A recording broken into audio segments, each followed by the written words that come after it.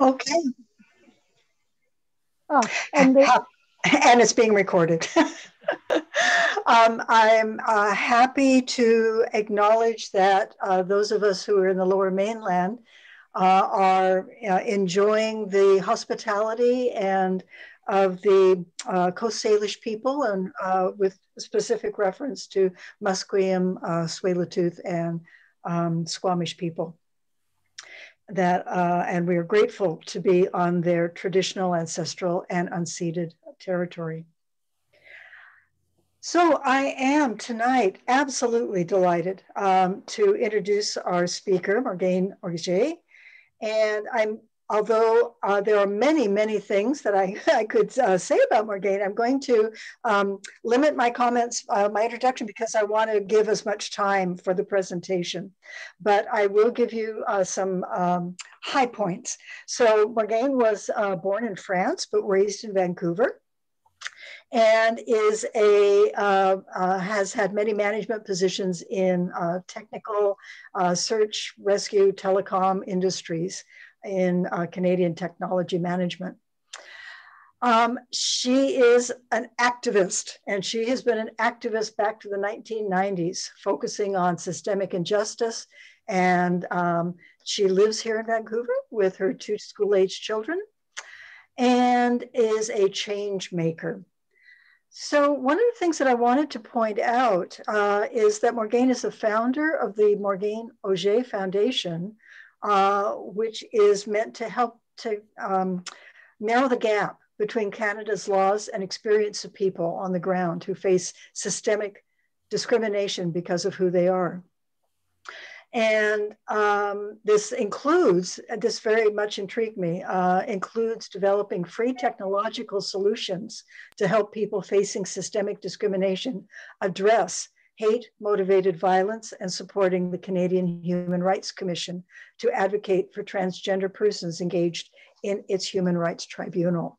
So, and a couple of the awards, there are many more. I'm going to mention a couple. In 2019, Morgane Oger won a high-profile precedent-setting human rights case against an anti-LGBT activist that demonstrated once and for all that personal beliefs or the right to free expression do not trump another person's right to live free of discrimination. Yay. This case is now widely cited in other legal cases. And also, as I said, there are more, but I'm going to also mention this one. In recognition for her service to Canada in extending human rights for LGBTQ+ persons, Morgane Oger was awarded the Meritorious Service Medal on behalf of the Queen and all Canadians by Governor General Julia Fayette in 2018. So I invite you to look at the bio, and we had more biographical material on our webpage. But as you can see, we are extremely grateful to have Morgane be with us tonight. So I believe we are on time to start. We are, and I am going to just make sure that and you are unmuted, I think. I think I am. You are indeed. Over to you. Okay, wonderful. Well, I'd like to express my thanks to you, Karen, and to the Vancouver Unitarians for inviting me to give this talk. It's an honor and a privilege to meet people of faith and of spirituality, to talk about things that are important to all of us, which is really how to make a more inclusive society that is more fair to us all. So my understanding is I have 20 minutes for this talk. Is that right? You can have more than that. I had suggested that the 20 slides might take up 20 minutes, and then we'd go from there. Mm-hmm. Okay, great. I'm very flexible. I can power through them or go slowly. No need to power through. Just relax. Right. So the Morgane Oger Foundation is interested in narrowing the gap between Canada's human rights laws and actually our legal system, and the reality experienced on the ground by people who face inequality or marginalization. Most of our work has been done in transgender rights and in anti-violence and anti-hatred measures, and that's included, it was mentioned, CAPE, the Canadian Atlas of Populist Extremism, which is a software tool we're building to try to track hate events in Canada. And we're still in the development phases for this. But one of the things the tool is going to do is going to enable people who live in jurisdictions that don't respect or protect their rights to document abuses, acts of violence that are hate motivated, so that at least they have access to having someone else know about it, which is in a different jurisdiction where the information can be used, for example, the United Nations or equivalent organizations. We're mostly active in policy and in legal challenges. And the case against Bill Watka in my complaint was the test of our methodologies. It was a very long 2-year case, and I was very relieved to have it be over. Oh, I'm trying to figure out how to get my thing to work. There we go. Today I'm going to be talking about trans rights in the workplace. So, as we know, transgender people are people whose gender identity, their sense of gender and of self is not congruent with the gender that they thought they were earlier in their lives. We tend to say not congruent with their sex assigned at birth. Some people call it the biological sex. Canada doesn't actually track biological sex. It only tracks what we declare. But anyways, the idea, I think we all understand, we're born of a certain sex or perceived to be, and then some people declare that or discover that they are different than that. They can be binary different, like a trans man or a trans woman. For example, I am a transgender woman, or they could be non-binary and somewhere in the middle. And Canada, since last year, recognizes 3 sex designations legally, male, female, and X for everything else. And that's the beginning of the recognition that there's all kinds of people out there. I'm trying to minimize the images. Okay, so ultimately, what is this all about? The things we do. Society has bias, and some people in our society have bias, and that bias actually turns into stigma. We stigmatize people because of who they are or because of what they do. And sometimes we do it for reasons that they just cannot help. And that stigma causes harm. You can see that in disengagement. People find that they have less of a stake in society because society doesn't respect them or doesn't support them. And then that goes over to an alienation. And the alienation is, basically the loss of a sentiment that you have to fit into society or that you have to contribute to society. And that often, too often, leads to a delinquency of some sort, which is when you actually cause trouble. And so in reality, the bias is the root cause of this vicious circle, and the delinquency is the symptom. But of course, as we know, the delinquency ends up reinforcing the bias, and then you go around and around and around. And this is how hatred and discrimination are shaped. And today we're going to talk about experiences and rights in the workplace. And therefore, what we're going to be talking about first is the framework, the laws. Canada, had a constitution, and it repatriated a Charter of Rights and Freedoms in 1982, which defined the role of government and the things that government has to uphold that are dear to us all and that are common across all of our other laws. The provinces have human rights codes that are the enactment of what the Charter of Rights and Freedoms holds as a vision statement, almost, you could say. The Human Rights Code is the law itself. And then in this context, we also have the Human Rights Act, because in employment, you can be federally employed or you can be provincially employed, depending on situations. I'm going to focus almost exclusively on provincial, but it's important to know that some people in some employment contexts are regulated at a federal level, for example, airlines or banks, and they fall under different rules when it comes to employment. We have the Employment Standards Act in British Columbia. It's called the Canada Employments Act in federally, I believe. And then we have the case law and the jurisprudence, and that's the decisions done by the judges that are based on the laws about how they should be interpreted So the jurisprudence is the interpretation of law. As I was saying, we have two contexts. The Charter of Rights on the left, my left, yeah, all of our left. The Charter of Rights is the foundation stone for our rights. It applies to governments only. People don't actually know this as much as they could. You cannot file a complaint against someone for violating your charter rights. Only a government or a branch of government can violate your charter rights in Canada. Provincially, we have the Human Rights Code, or federally, we have the equivalent, but here I'm going to focus on provincially. And that lays out the discriminations that are not allowed, essentially. And it applies to every human in British Columbia. In the context of employment, we have the Employment Standards Act, and that's where we define all of the greater frameworks for how we employ people and how we conduct ourselves towards them. It applies to all of the workers and their employers. We also have the Workers' Compensation Act, and that's a very important piece of legislation from the point of view of trans rights or from workers when it comes to mental health. And mental health is a major factor for transgender people.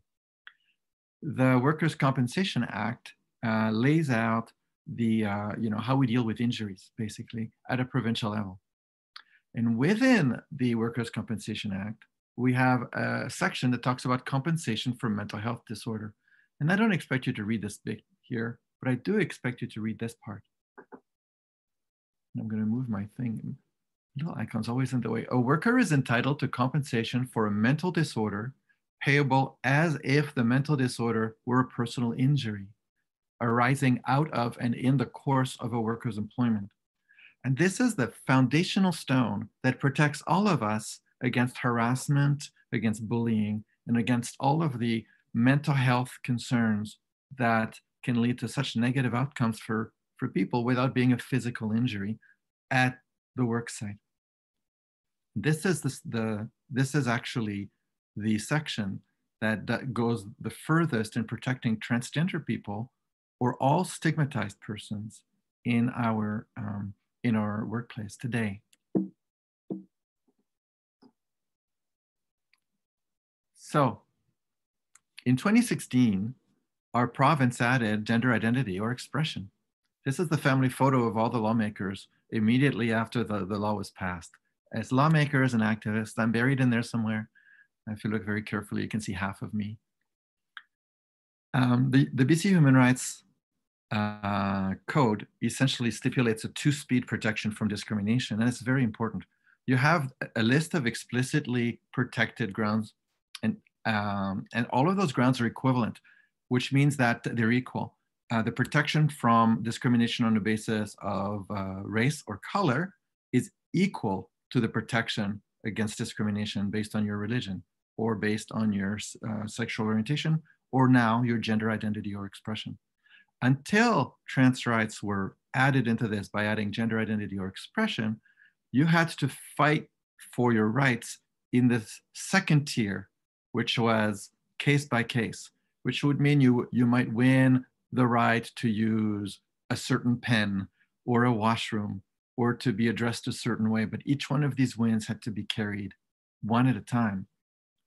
But there's an interesting equivalency in the Human Rights Code, which is that any win for any prohibited grounds equivalently applies to all of the other wins. For example, if you're not allowed to discriminate against someone in the allocation of work based on their race, you're not allowed to discriminate against someone on the allocation of work on the basis of their sex or their gender identity or of the other grounds. If you're required to have physical building changes to support, for example, people who use mobility devices, then if there's any other specific needs of a person or of a group, then you have to support their needs too, because you have to make the same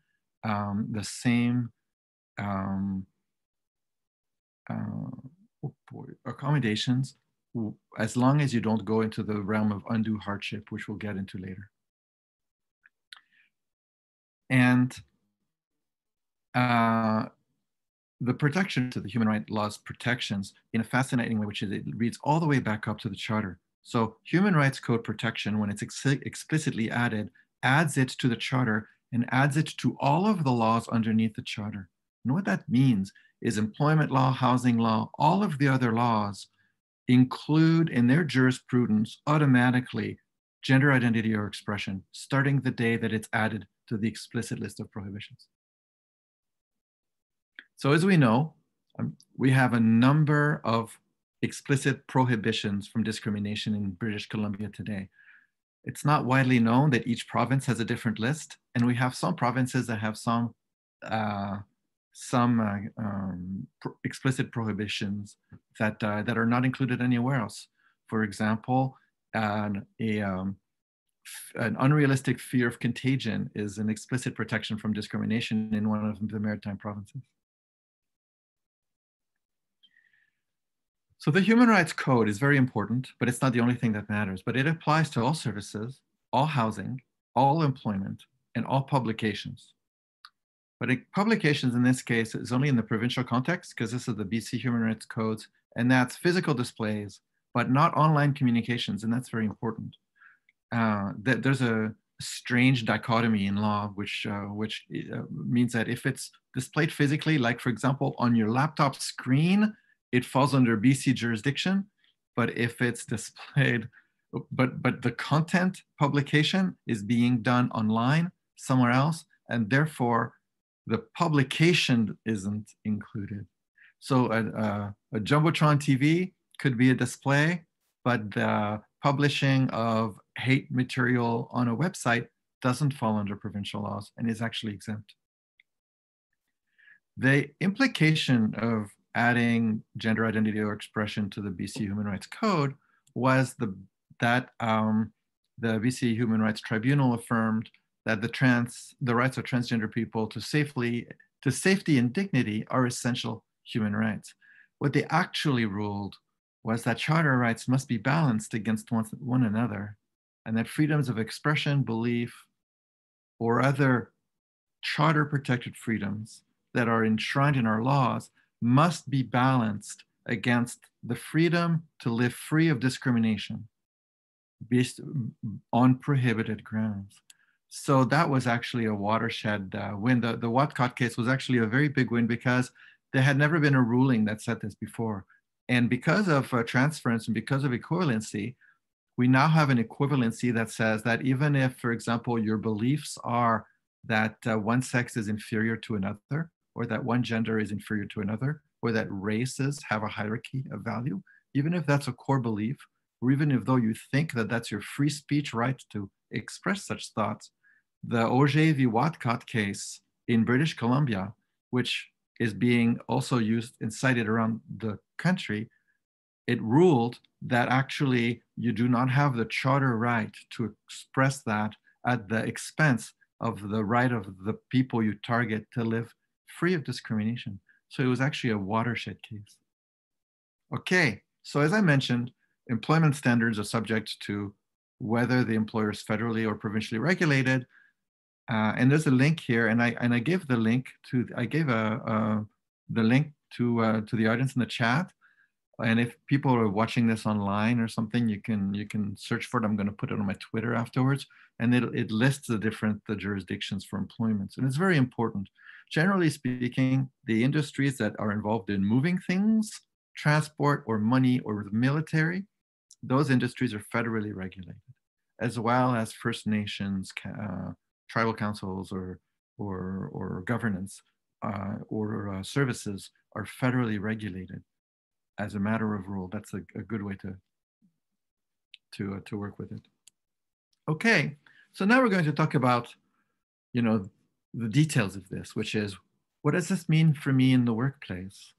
And as I give this talk, I would like you to pause for a moment and consider that because the Human Rights Code makes these rules transferable, although I'm speaking about gender identity or expression and transgender people today, the same applies to any other explicitly prohibited discrimination according to the list that I gave, whether it's your sex or your age or your race or your color or all of the grounds. For all of these grounds, these rules apply. But here we're talking about trans rights.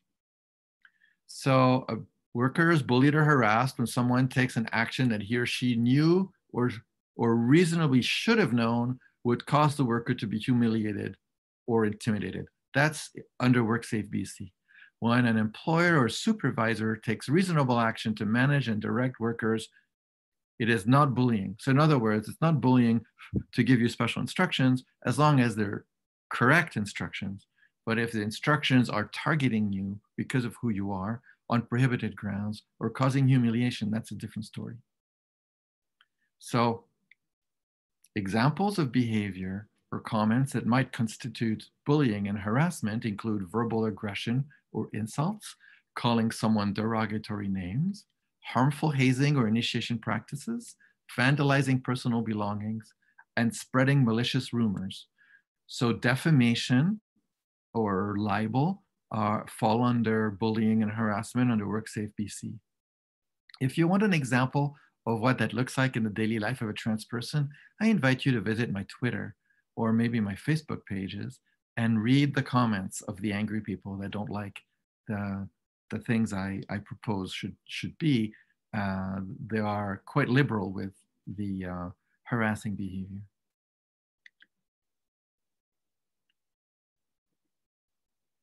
So, you know what? I'm going to pass this on because it's just a copy. All right. Federally, improper conduct by an individual directed at or offensive to another individual in the workplace, including at any event or location related to work, and that the individual knew or should have known would cause offensive harm. That's what the government of Canada uses as the rule of thumb. So objectionable acts, comments, displays that demean, belittle, or cause personal humiliation or embarrassment, and any act of intimidation or threats. For example, you know, I started my career working in engineering, and in the back rooms we had in the workshops, we often had these calendars for tooling, which had quite demeaning pictures, always of women, and this would fall under harassment, for example, and the existence of these posters, and I'm sure there's still some around, is an example of how it's not always that simple to get harassment handled. So, and this is important, it also includes harassment within the meaning of the Canadian Human Rights Act. So based on race, origin, ethnicity, and so forth, gender identity or expression. The government of Canada has a handy tool to identify if it's harassment. That's why I put this here. So it's you can go through a checklist to determine whether the thing you're experiencing or looking at is harassment. Now, the question that often comes up is like, can a customer harass a worker? Can a worker harass a customer? How does that work? And so I wanted to touch on that briefly as we go through this. So customers are protected by the Human Rights Code. They are not under a contract to be there. They can come to a work site or to a place of business and do custom, as we call it, which is they can exchange funds for goods and services. They are protected by the Human Rights Code or the Human Rights Act federally. Generally speaking, they can't be denied a service they can't be denied a service normally available to the public as the test. And however, they might ask for a service that's inappropriate to be given to them. And we can get into that later. And they're not guaranteed to get the service. There is the concept of undue hardship, which also protects the employer from customers who want the impossible. For example, you know, you can't force your vendor, a store, to sell you bicycles if they're a bakery. And you know, you can't. And in that context, you can't ask to have things that could be construed to be discrimination, but in fact, what you're asking for is not what that business delivers. Nonetheless, no refusal of services on prohibited grounds is allowed. Now, from the worker perspective, workers have to be protected against customers that misbehave. They also have to be protected from their employers, and that's very important. And so we have occupational health and safety regulations, and those give workers the right to refuse work. A worker can refuse to do unsafe work. However, an employer might still be required to deliver the service if the worker considers that it's unsafe for them, but the employer advertises that that work gets done there. Here, I'll give you an example. Let's say you have a swimming course, and a worker is a trans person, and someone says, "I don't want that trans person to serve me." They're actually legally allowed to do that. But if it's a trans person who comes for the service, the employer is required to deliver the service, even if the employee doesn't like the look of trans people, for example. So whereas a customer can balk at who does the work and can choose not to participate in commerce, an employee, even though they have the right to refuse service if it's work they consider dangerous, the employee does not take away the responsibility of the employer to deliver the services that they promised they would deliver through advertising and so forth. So using an analogy, I'm a French person. If there's a worker who refuses to serve francophones because francophones are gross, the worker could be allowed to do that, and there could be a reason to have an accommodation for that. For example, if another worker can do the work. But if it's a cake shop, and if a customer who's francophone goes to the cake shop to ask for the work for a cake to be made for them, and there's a refusal by the worker, the employer is still responsible to the customer for delivering the work. Now, another scenario when it comes to protecting people against bias is vendors and clients and the relationship between businesses. So often in a business environment, other businesses come and deliver something. For example, you're a worker at a bakery and you do baking, and then the delivery worker comes from a delivery company to deliver the flour. And in such a situation, the responsibilities are on each employer towards its workers to keep the workers safe under WorkSafe BC, and also to not cause trouble for the customer. The customer in this case is not the worker, but the employer. So in other words, you have, I'm a baker, I get my flour order, the delivery driver is really terrible towards me because he doesn't like trans people, and he says all kinds of awful things. Well, I have the right not to suffer mental health injury. I have the right to not suffer outrage just because that worker has feelings. It turns out that that worker doesn't have an unlimited right to say whatever they want. And I have the right to be protected. And so, for example, if my employer were to cancel the contract, they could cancel the contract on the grounds of abusive conduct by their workers. For example, I would not be able to easily file a complaint against said worker because it's a business-to-business relationship, but I could file a complaint against my employer for having vendors whose workers do terrible things. So the responsibility is from my employer, but the protection is a business-to-business protection from the consequences to the third party. Now with my employer, that's finally the other one, what are the employer's rights and responsibilities? Well, like I mentioned before, the employer has the right to expect that a person who signs up to do work will do the work, and that their bias will be separated out from their health and safety.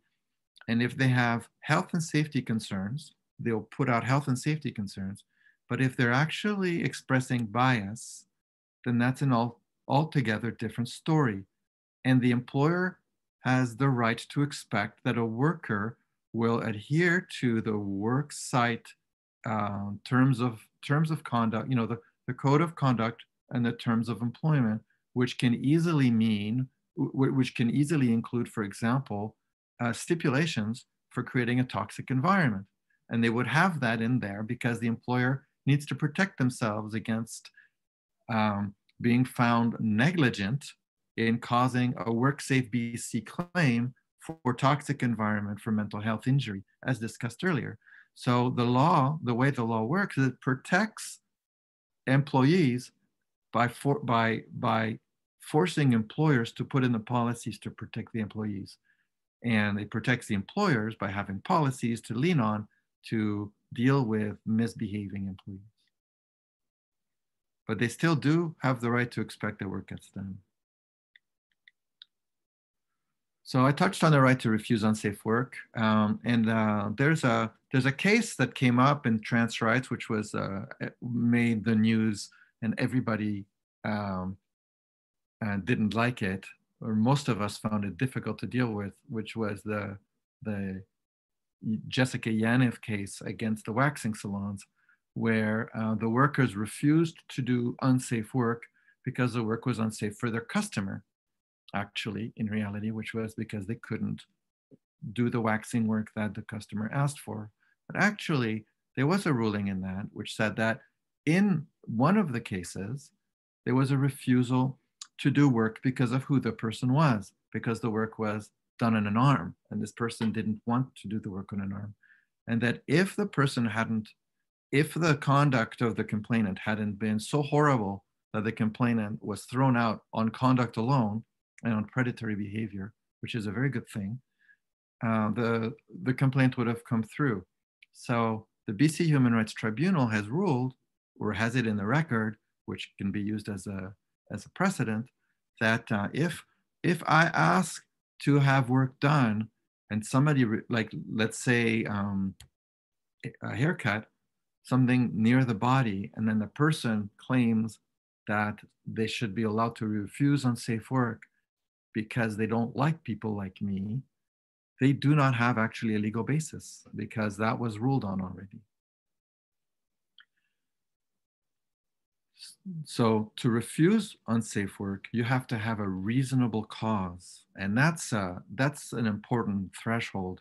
And the reasonable cause is a real reason to believe you're going to be harmed.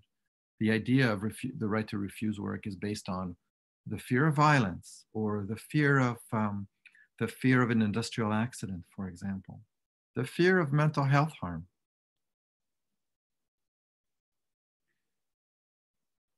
So as a worker, you have the right to refuse to perform a specific job or task you believe is unsafe without being disciplined by your employer.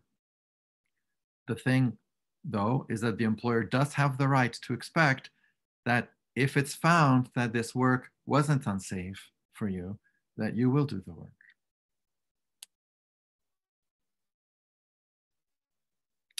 Okay, just for nonprofit societies. And this is important. So there's a difference in the rules of the Human Rights Code between when you're an employer that is a commercial employer and when you're an employer who's a nonprofit.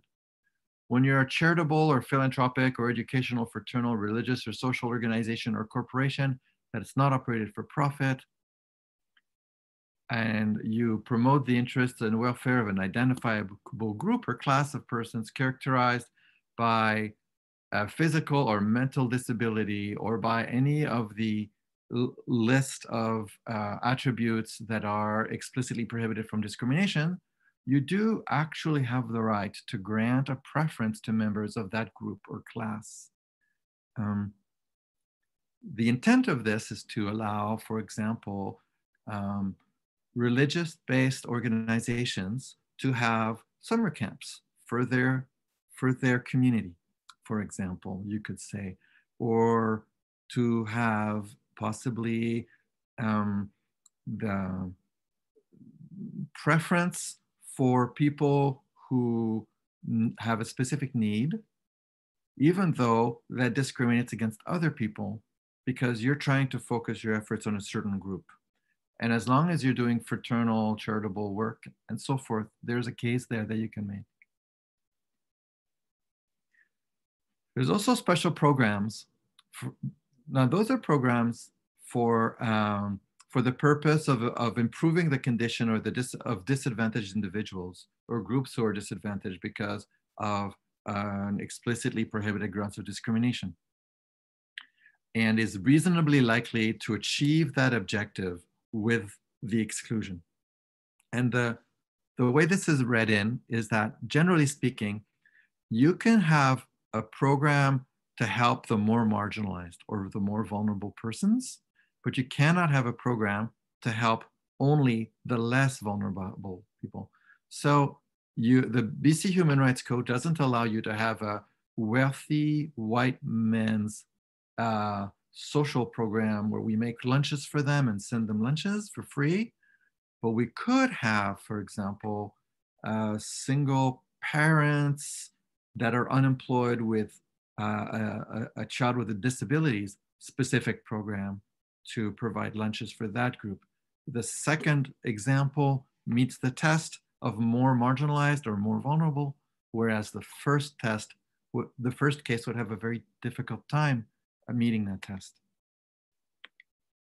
Some examples of where this has been applied or misapplied, sometimes you could say in the Surrey Christian schools, that's a school in Surrey, BC that has gotten away with firing a teacher because she got a divorce and then she fell in love and she moved in with her new partner, and the allegations that she was having unmarried sex was sufficient to have her fired on the basis that she wasn't living up to Christian standards, according to that organization's definition of Christian standards. I would consider that an aberration, a profound aberration. Vancouver Rape Relief has successfully defended to the Supreme Court of Canada its right to prioritize a certain kind of women, their definition of women, in their membership. And a prerequisite to employment in another organization is being a member. And specifically, they didn't want a transsexual or transgender women to be allowed to provide services, and they were supported in that. They, however, apply that to the delivery of services as well, and that's not so clear. It's a service normally available to the public. It's paid for by the public. It's a charitable organization. They might have a hard time justifying that if someone were to challenge them. Trinity Western University lost the ability to have a law school on the basis of delivery of services that was discriminatory. So they didn't get away with it. They had a no gays covenant that was famously upheld only when they wanted to get rid of you. But they were not able to uphold their right to do this under the guise that they may be allowed to be an organization that does this, but they're not allowed to be a law school that's an organization that does this. So there are limits to the Human Rights Code exemptions. All right, so wrapping up here, I'm going to talk about specific accommodations that matter for transgender people.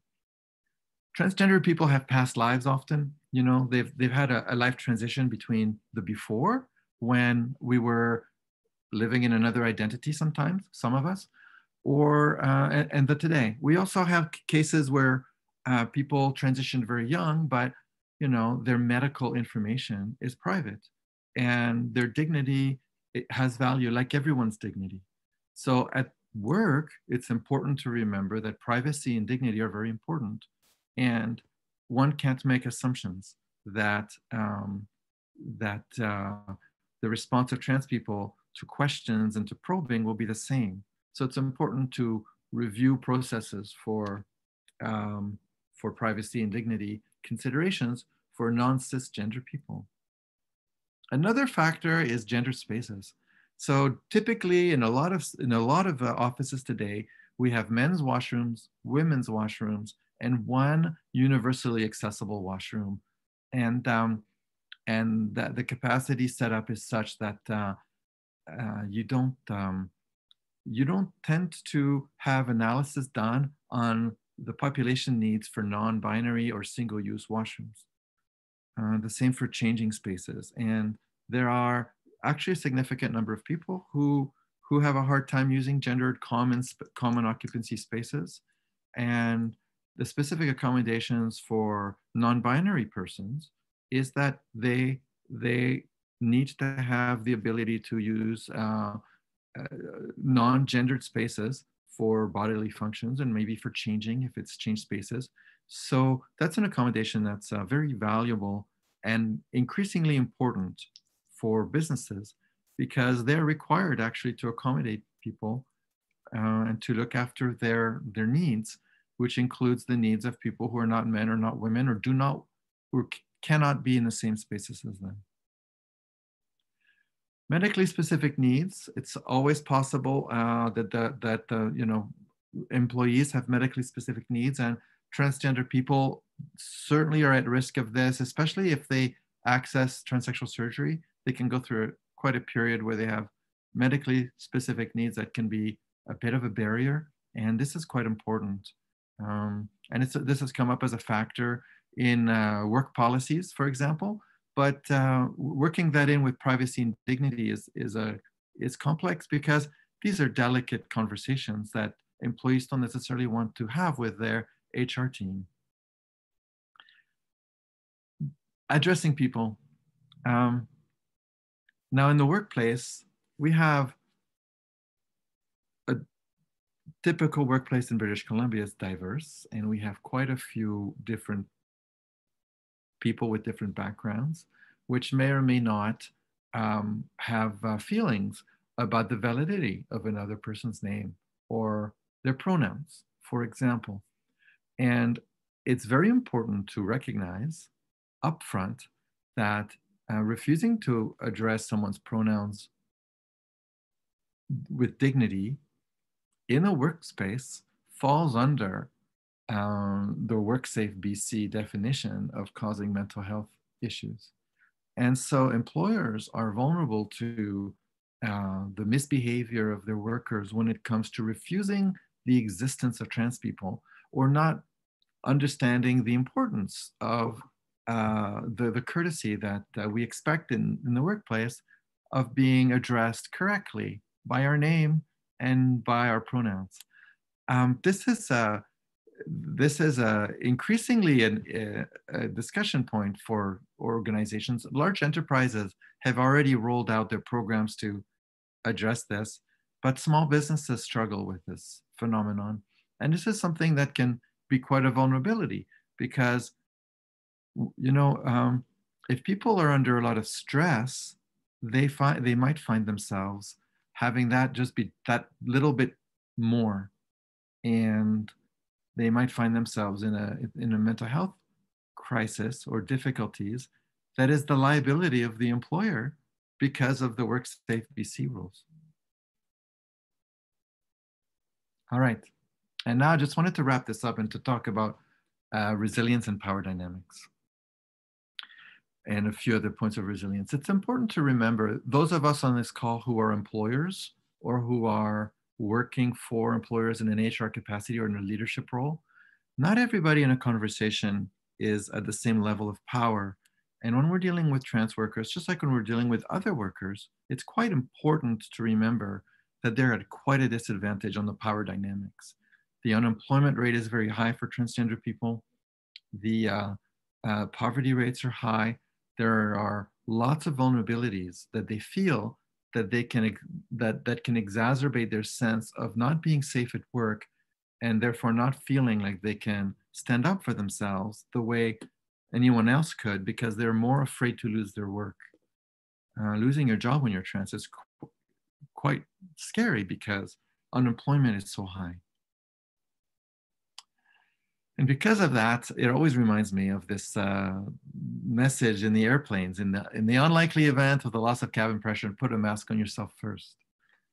It's important to to recognize that our trans workers sometimes might be under societal pressure, and to have a strategy for helping them deal with the pressures of their daily lives. Hopefully it never happens, but in my experience, I've seen that this is actually quite a thing. And if the worker knows up front that they're going to be supported in a time of crisis, it goes a long way. And for the things that society assumes exist, you don't have to say that up front, because the question isn't there. Like, if I get pregnant, are you going to support my needs? Of course, we all know what happens for pregnant people. You know, if I get a physical injury to my hand, are you going to accommodate me? Of course. But when you're transgender, you're more worried about possibly the mental health injuries. That's quite a concern. And not knowing if your employer will back you up is a factor that's been expressed quite a bit. And of course, small misunderstandings can turn into large problems if they're not talked about, which is why it's good to have a plan for addressing this. The same goes with assumptions. Like I said, everybody assumes that the person across from them is living a similar experience to theirs. But in the trans community, you often find yourselves the only person like you at your workplace, or a very small number of people like you there. All right, finally, those of us who are in corporations, you know, yes, but who are you really is not a question you ask trans people, okay? It's a good idea to take everything they say about themselves at work literally, and not bring in the difficult conversations about how you change identity documents, how you change how you're treated at work, with humor or with any assumptions. But instead, what you do is you simply ask them, what would you like done, right? Gender markers in MIS systems is a big problem for workers. There's this concept of biological sex and sex designation and sex markers. I really hope that you don't give your team members difficulties when they come to you and they tell you that they want a change of their sex designation. It's their right. It's a big mistake to cause trouble, and you'll be on the wrong side of the law. And finally, someone's biological or medical information isn't there to be passed around and to be talked about. And this is a big issue for trans people. You know, they're unique often compared to everybody else around them, and we can be sensitive. And I think we just like everybody else, we deserve the right, and we have the right to have our private medical information kept private. And the employers owe it to us to enforce that. They can do it softly, but it's a requirement. Finally, badges, photo badges for employees. If there's an easy win you can have, is to let your trans employees know that whenever they want to update their photo, they can. The trans people presentation changes pretty fast over time. A year or two, they look quite different. And it's a nice message to put out there so they know that actually it's easy. Just come to us and give us a new photo and we'll do a new badge. It's $5 or $20, but it's well worth it. And again, finally, using the wrong pronouns on someone over and over again deliberately is an act of bullying and is covered under our human rights law through the WorkSafe BC rules. So please manage that at the workplace. It's important. Okay, the last thing is the final message. Update your systems, update your policies, and update your attitudes to be even more accommodating. And then everybody is going to be happy at work.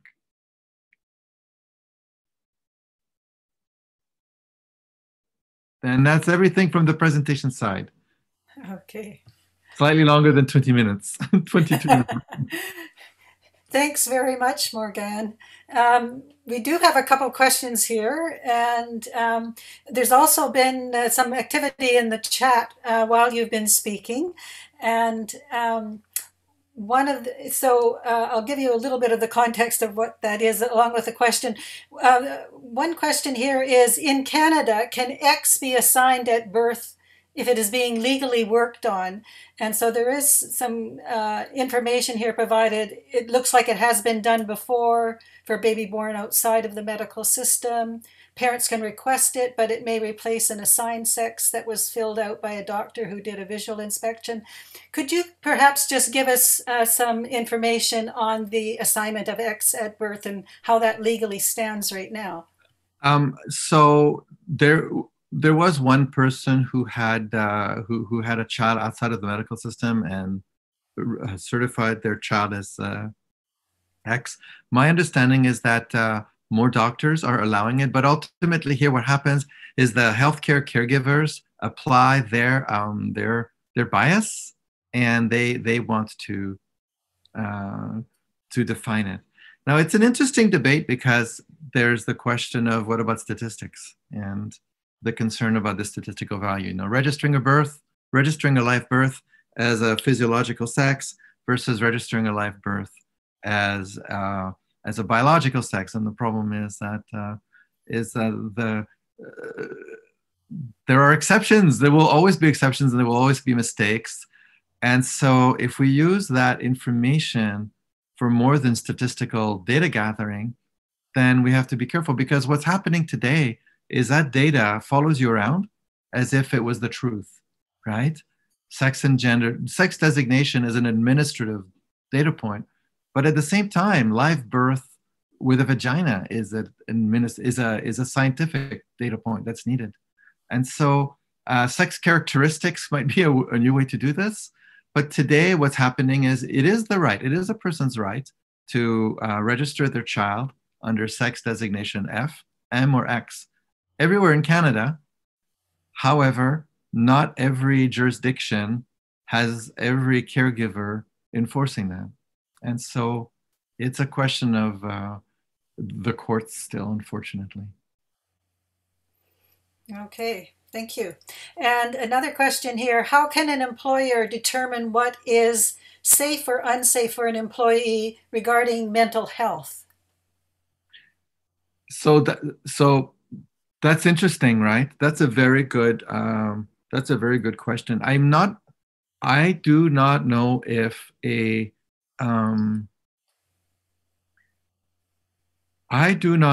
there has been a ruling about the validity of saying, I'm afraid of Black people, and therefore I can't serve Black people. But if there has been such a ruling in the favor of a person who has anti-Black stigmatic bias that has been upheld at work, then the same bias would be upheld for someone who says, I can't serve a cis person, or I can't serve a cis man or a cis woman because cis men and cis women have been the source of all the violence against me. Or the opposite situation where it causes me mental health concern to serve this person because this person triggers so many fears in me, for example. That's an interesting question, and I recognize that that's not entirely been addressed in the ruling. So that will be interesting. But ultimately, the reality is a mental health injury is a valid mental health injury, and in the work safe environment, the validity of an injury is quantified. And if an injury has happened, then it would be, and it's considered valid by WorkSafe, then it would stand. Yeah. And actually there was a comment here that I just was noticing, somebody had added in, if a worker views work as unsafe, they can refuse the work and ask their employer to investigate. If the employer doesn't agree that it is unsafe, WorkSafe BC can be called in to do their own investigation and make a decision. Exactly. So all of these processes have access to arbitration of some kind, right? There's an escalation for these processes. I think sometimes we forget that a lot of us are working in, too many of us, I'll say, are working in irregular situations. And in these irregular situations, we are doing unsafe things. And I think that's a valid point, right? The question of, Am I unsafe when I'm alone in the business of another person? Does that put me at risk? And the truth is actually yes. You know, if a worker, if I can't be certain that the worker is keeping me safe, and if the worker is not certain that their employers are keeping them safe, for example, with working alone rules, then they should address this because this is a risk, right? We do have the right to be and feel safe. Right. And But oh. let me, if I can finish, but safety is complex because you have, the question can come up, for example, and this came up in one of the legal cases that has been through, one of these early ones, which was the safety wasn't from the consequence of the person doing the work on another person. The safety question was on the context of the basis of the refusal was cultural, and the cultural refusal. And so that gets more complex because the issue is, do you take a job that puts you in a situation where you can't deliver on the services that the law that our society expects you to deliver? But then again, people who are doing work alone in places where there's no option to have multiple workers switch out to accommodate one worker, they're already marginalized, right? They're doing work that's not necessarily the safest way to do the work. So clearly there's an issue there as well. I think as a society, we have some work left to do. Guess that's not surprising. There's a question here about pronoun misuse or disrespect. Does this apply between students at school? Students are not at a workplace. They're service consumers. They're not service providers. So they're not in a, but however,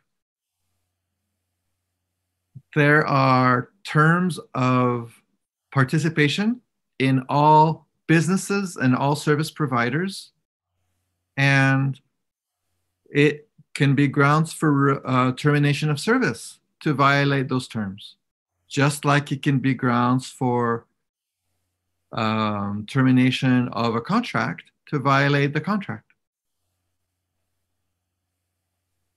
Okay. So, but then if you're asking me, you know, is it worse to use a racial epithet than to misgender a child on purpose?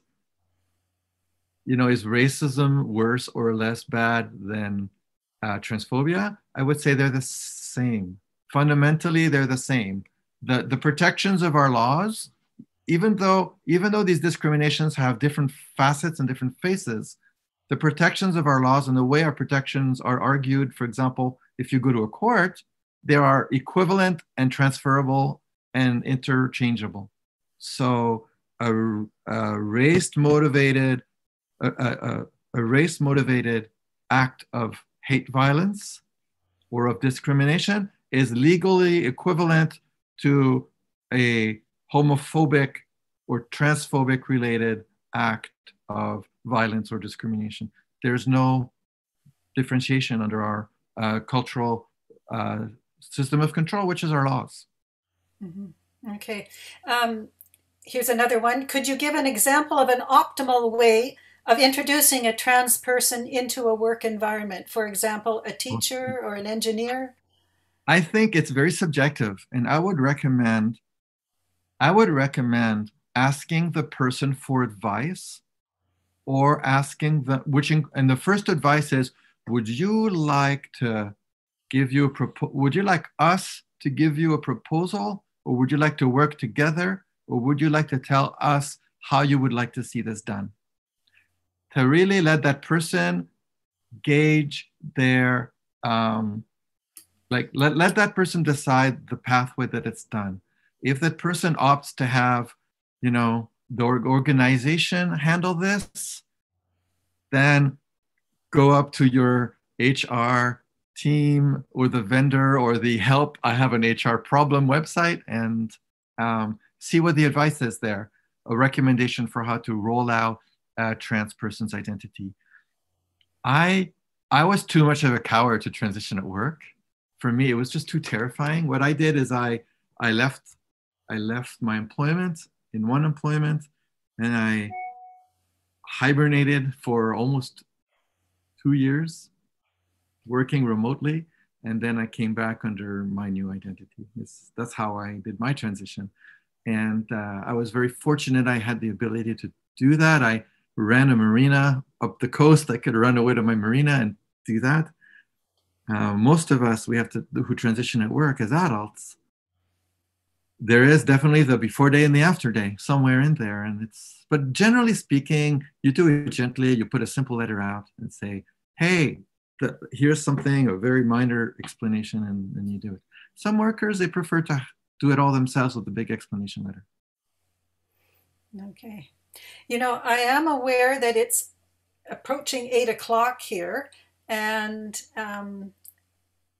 the usual format has been to have an hour long, and then if people have to leave after the first hour, they are certainly welcome to do so. But there's also the invitation to stay longer for another half hour. And we do have other questions here. And Mary, did you want to provide some input here? Yeah, Morgane, if you're available, I see lots of questions coming through. So my suggestion would be to just continue with the questions related to this topic. I am at your service until you get bored. I think there seems to be a lot of interest, so we appreciate it. And if anybody would like to leave at this point, you're certainly welcome to do so. And anybody that would like to stay, please do so.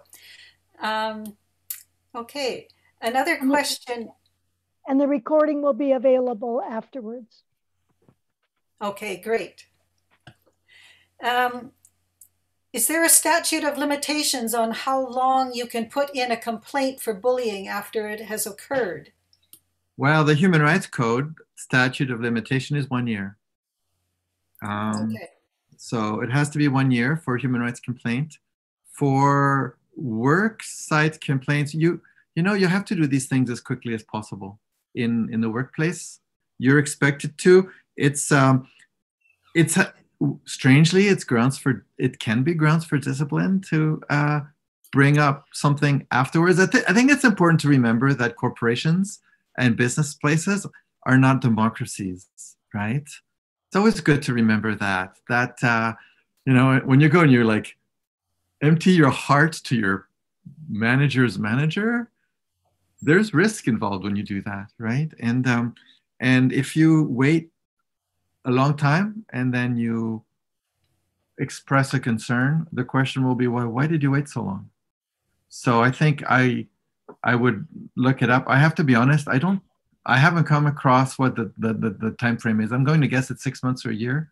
While we're talking, I'm going to look for it.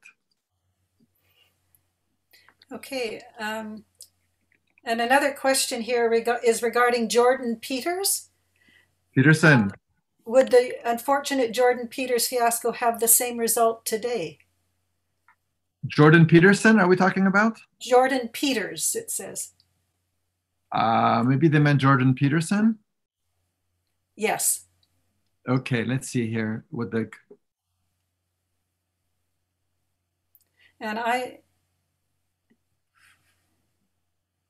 So Jordan Peterson is a person who's taken on a public position that he could not possibly use they or them.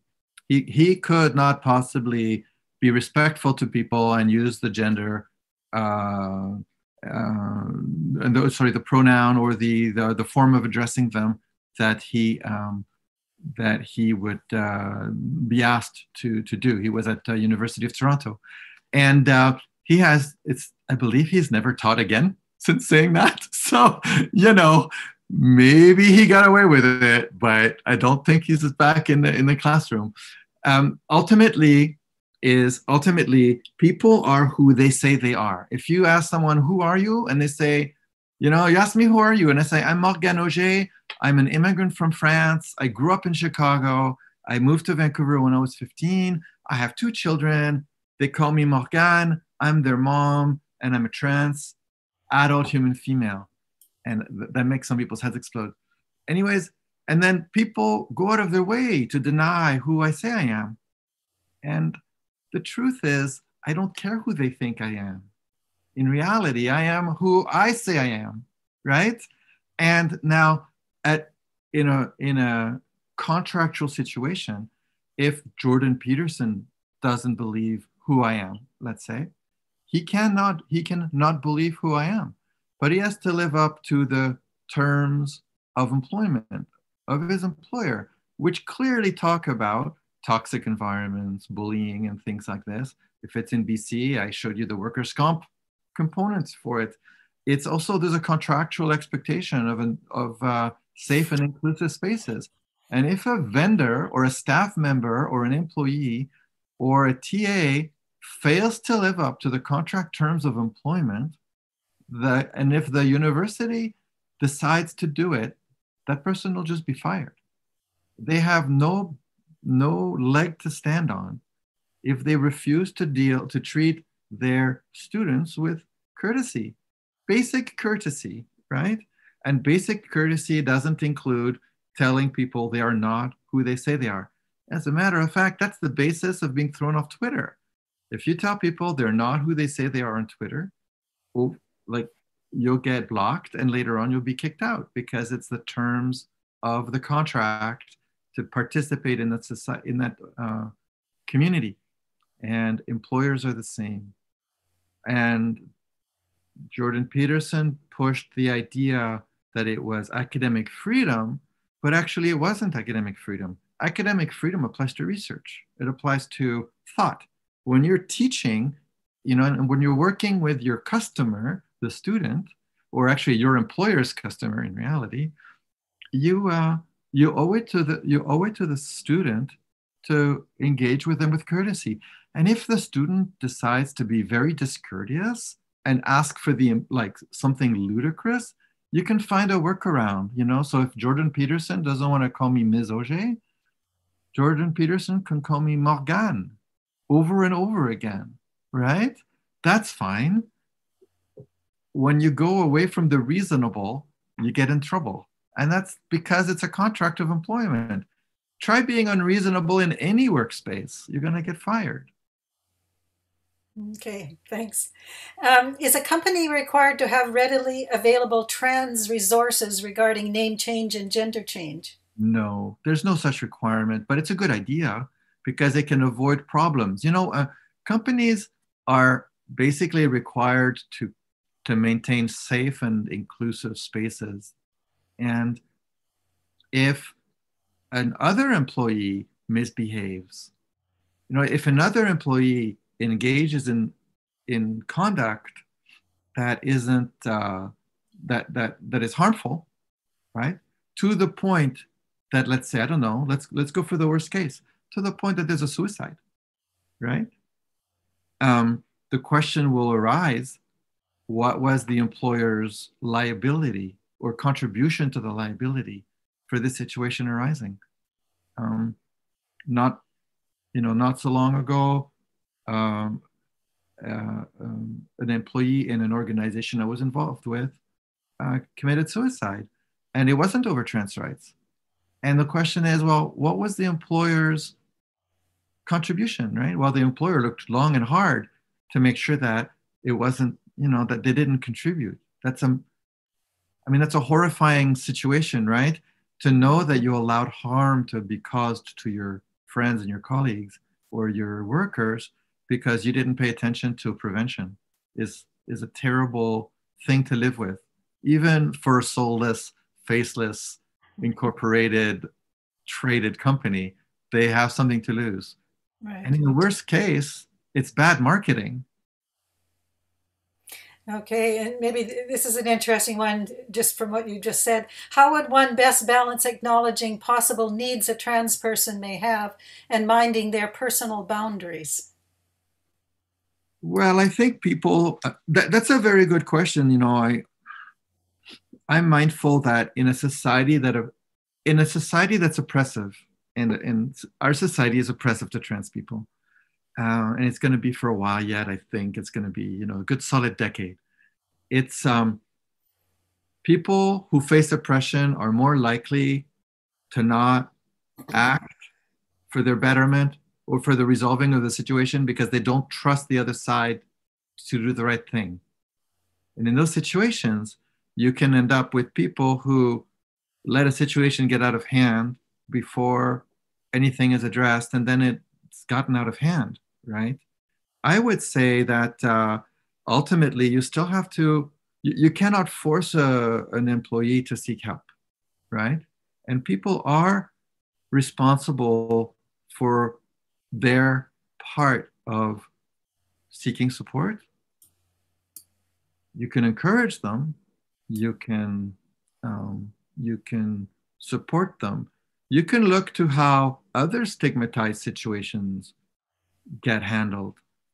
We have people with disabilities that don't want their disabilities talked about, and maybe they, you see that they could benefit from some help, but they don't want the help, for example.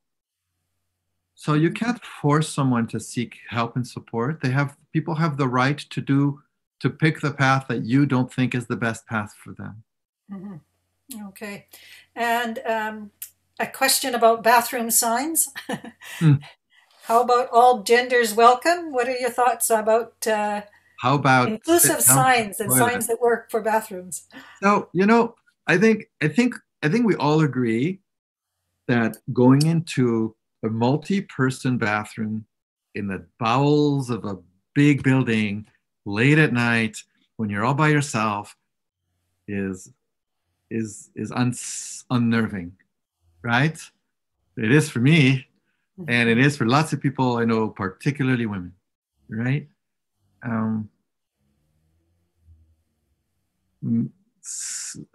Group gender spaces probably are going to be very difficult to convert into shared all genders universal access spaces because of the mechanics and the logistics and the reticence of the customer base to use them if they don't feel safe.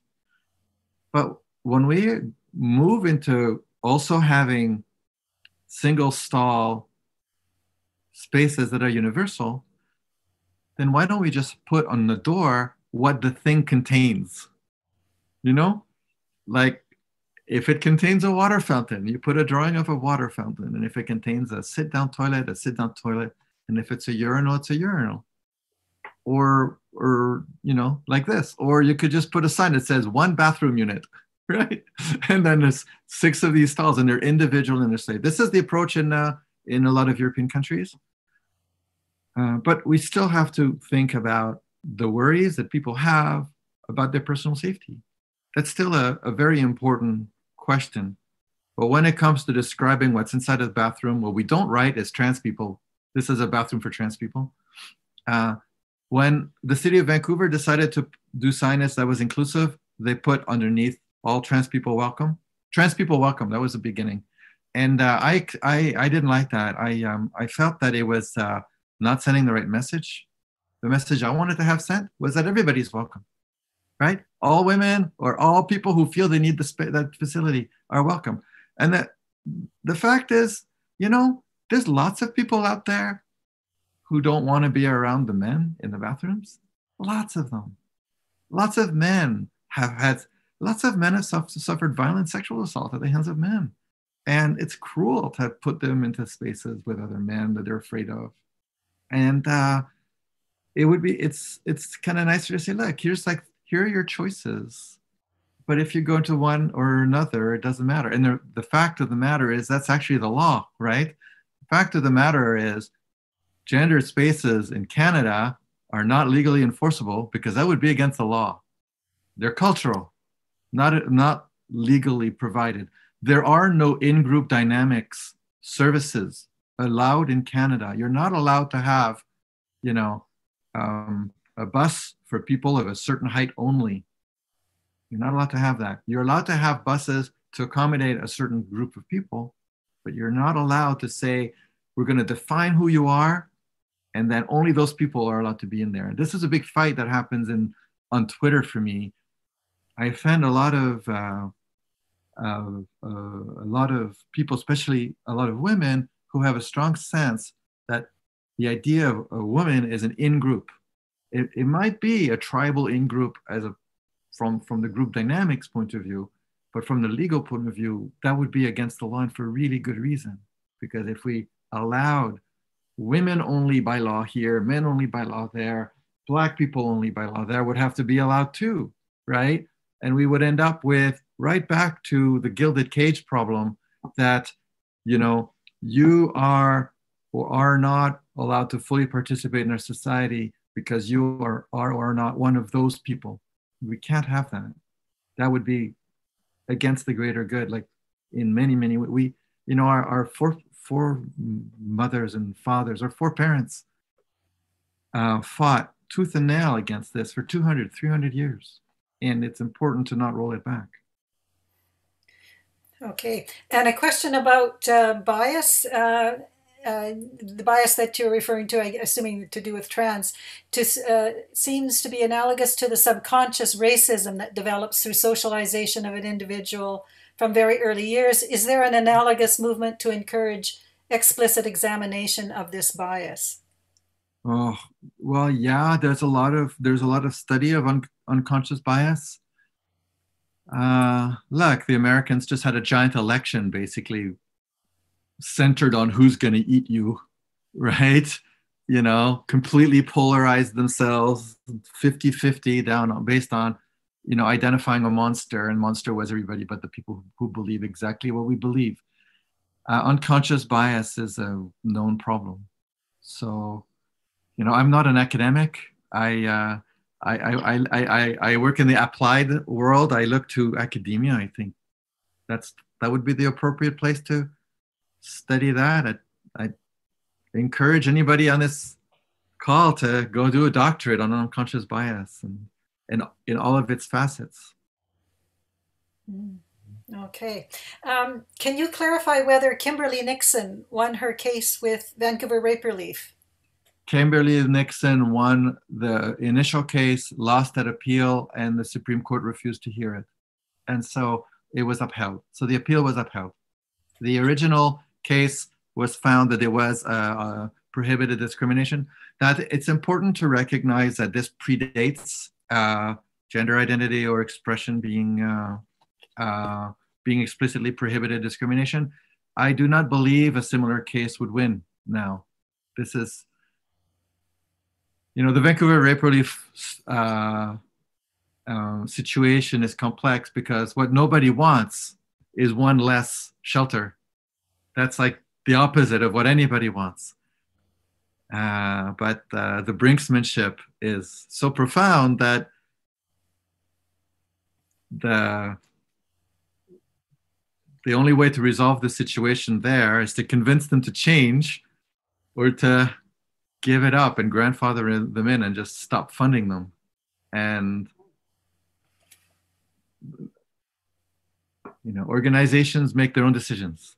And I don't think that an organization that does what that organization does, ideologically, will continue to get charitable status for decades. There will be a point at which charitable status will be taken away from organizations that discriminate on ideological grounds. It's ironic. It's an interesting, awful situation because of the nature of the conversation. But ultimately, it's an organization that does have the right to select its membership, but it's providing a state-funded service to which the rest of British Columbia has to tiptoe around and to not accidentally send a person there because of the trauma it causes every time it happens. And that's just not okay, the situation is shocking. To hear this is happening in Canada in 2020 is beyond me. Ideological puritanism is out of control in that situation, and I regret it. I'm pretty sure that there would have been a way to find a workaround. But right now, I think society's at an impasse. Right. Another question here. If it is unclear, is it appropriate to ask someone what their pronouns are? It always is. It's always appropriate to ask people their pronouns. It's a good idea to not only ask the trans people. Right? And yeah, and then it's important to listen. And it's okay to make mistakes, you know. Gee, I misgender my children all the time. I think I've got most of the questions here in the chat. I was just wanting to add in something about, could you give us some feedback about what's involved if a person does want to put forward a complaint, and any financial barriers or concerns that come up by taking something through a court system or a legal system? Court systems are ruinous adventures that nobody should ever participate in. And they are, especially if they're ideological. If I had to pay for the Watcott case out of pocket, I mean, I would have bankrupted my greater family, probably. The approach of ideologically driven, socially conservative folks is to put to force ruling after ruling after ruling after ruling, and just to exhaust you and to burn through your money. A case where it's within, you know, if it's under control, you're still talking about. I mean, I cannot imagine a law case costing less than $20,000, and a solid law case. I mean, and anybody who's gone through a divorce that went to the courts will know. I mean, it's commonly $30,000 to $60,000 to go through a family court divorce case on each side. So it's very expensive. Now that said, the Human Rights Tribunal and the employment tribunals that are available are designed to be lower barrier. So the tribunal members are trained to work in a less formal environment than, for example, the BC Supreme Court, where, you know, I mean, if you supply your documents with the wrong font in the BC Supreme Court, you'll probably get thrown out. And I wonder how many lawyers are on the call. But it's you know, arbitrary formalism for its own sake in the court systems. A human rights tribunal can be done by yourself. You can actually pull it off by yourself. They're very patient, but you are in reality dealing with points of law still, even though it's just a tribunal. And if you don't have someone who knows points of laws, you have to go to volunteers or legal analysts rather than lawyers.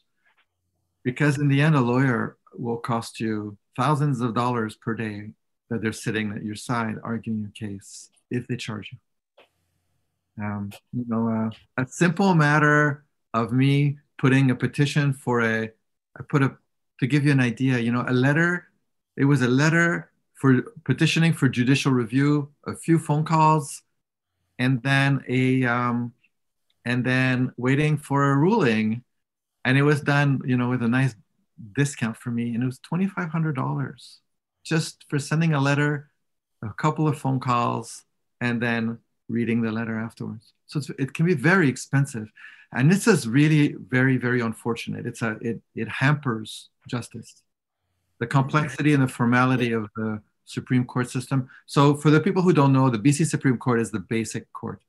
It's the everyday court. There's family court, which is a less formal version of things. And then there's the appeals court, which is where you appeal.